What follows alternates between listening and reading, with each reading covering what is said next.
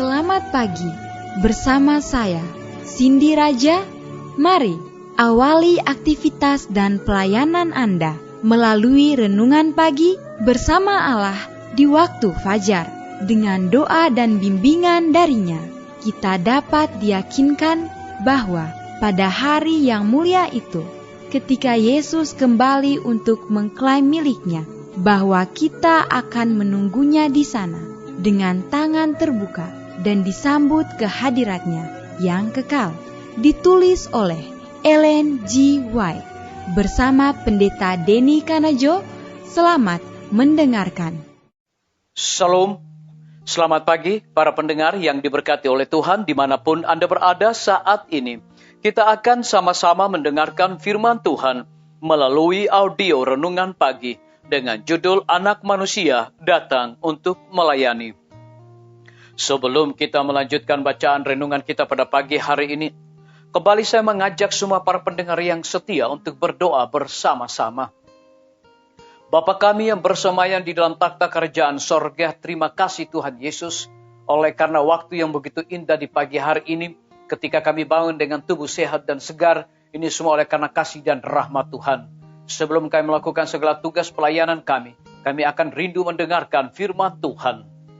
Curahkanlah hikmat pengetahuan sorga kepada masing-masing kami. Ampuni kami Tuhan, karena kami sudah berdoa hanya di dalam nama Tuhan dan Juru Selamat kami. Amin. Ayat inti kita terambil di dalam Matius 20 ayat yang ke-28, demikian firman Tuhan.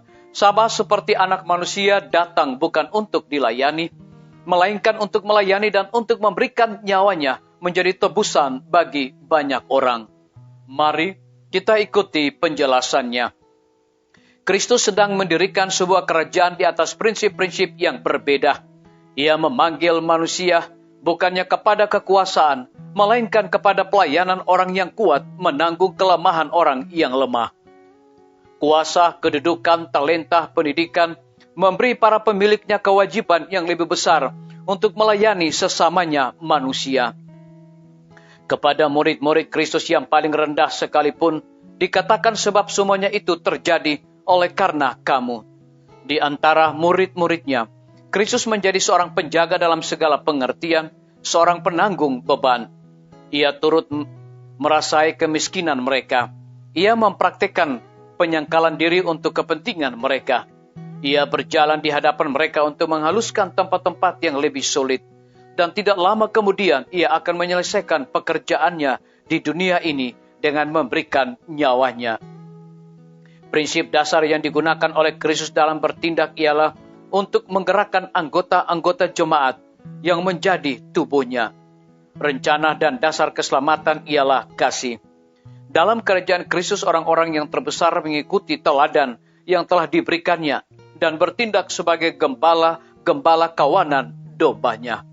Disalin dari buku Alfa dan Omega, jilid 6, halaman 167 sampai 168. Tetapi Kristus telah mendapatkan kita di mana kita berada. Ia telah mengambil sifat kita dan telah menang, agar kita oleh mengambil sifatnya yang dapat menang. Yesus telah menunjukkan apa kebenaran itu dan menunjuk kepada Allah sebagai sumbernya. Sekarang ia berpaling kepada pelaksanaan tanggung jawab itu. Di dalam memberi sedekah, di dalam doa, di dalam puasa ia berkata, janganlah dilakukan semata-mata untuk menarik perhatian atau untuk memuliakan diri sendiri. Berilah dengan tulus hati untuk memenuhi penderitaan orang yang miskin. Di dalam doa, biarlah jiwa itu berhubungan dengan Allah. Di dalam berpuasa, jangan lakukan dengan kepala tertunduk dan hati dipenuhi dengan pikiran akan diri sendiri.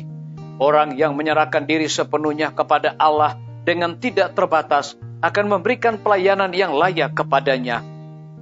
Karena melalui persahabatan dengan Allah, manusia menjadi teman sekerja dengan Dia di dalam menyatakan sifatnya di dalam kemanusiaan.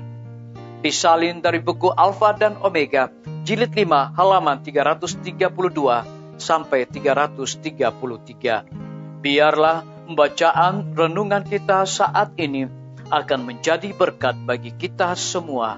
Mari kita tunduk kepala dan kita berdoa. Bapa kami yang bersemayam di dalam takhta kerajaan sorga, terima kasih Tuhan Yesus oleh karena kasih dan rahmat Tuhan begitu besar bagi kehidupan kami.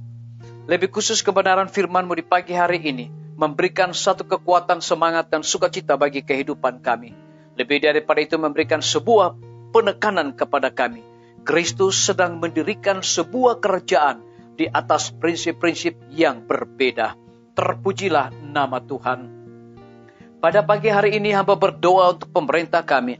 Tuhan memberkati Bapak Presiden bersama Wakil Presiden, para menteri dan seluruh stafnya. Bapak Gubernur bersama dengan wakil, Bapak Bupati bersama wakil, Bapak Wali Kota bersama wakil, camat dan seluruh stafnya, kepala desa, lurah, RT, RW, dimanapun mereka berada saat ini. Tuhan, mereka membutuhkan pertolongan, hikmat pengetahuan sorga, agar dapat menjalankan roda pemerintahan di tengah-tengah pandemi saat ini boleh sesuai dengan amanat dan cita Tuhan sendiri. Kami juga berdoa untuk pimpinan-pimpinan organisasi gereja Tuhan dari tingkat yang tertinggi sampai kepada gembala jemaat. Saat ini Tuhan, mereka membutuhkan kuasa Roh Kudus dalam pelayanan mereka. Kami berdoa untuk para tim medis, Tuhan berkati dokter, perawat, bidan, semua para pekerja kesehatan yang sedang melayani di rumah sakit, puskesmas, bahkan pustu. Kiranya hikmat sorga, kekuatan, dan juga kesehatan akan menjadi milik bagian mereka di dalam melaksanakan tugas dan tanggung jawab mereka. Lebih daripada itu kami berdoa untuk pembangunan kelanjutan Rumah Sakit Advent Palangkaraya, Rumah Sakit Advent Kupang, perizinan para tukang material yang mereka gunakan. Kiranya Tuhan memberkati agar semua dapat berjalan sesuai tepat pada waktunya. Kami juga berdoa Tuhan untuk hamba-Mu Dr. Raymond yang Tuhan percayakan untuk memimpin Rumah Sakit Advent Palangkaraya. Hikmat dan sukacita sorga Tuhan curahkan kepada hamba-Mu ini.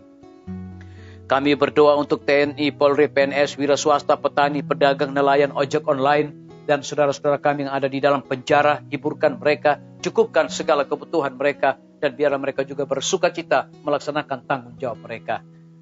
Kami berdoa untuk lembaga-lembaga pendidikan. Tuhan berkati guru-guru, kepala sekolah, setiap siswa, mahasiswa, dan juga para dosen dengan hikmat sorga, agar mereka mendidik anak-anak bukan sekedar memperoleh pengetahuan dunia, tetapi yang paling terutama adalah mereka memiliki karakter Yesus Kristus.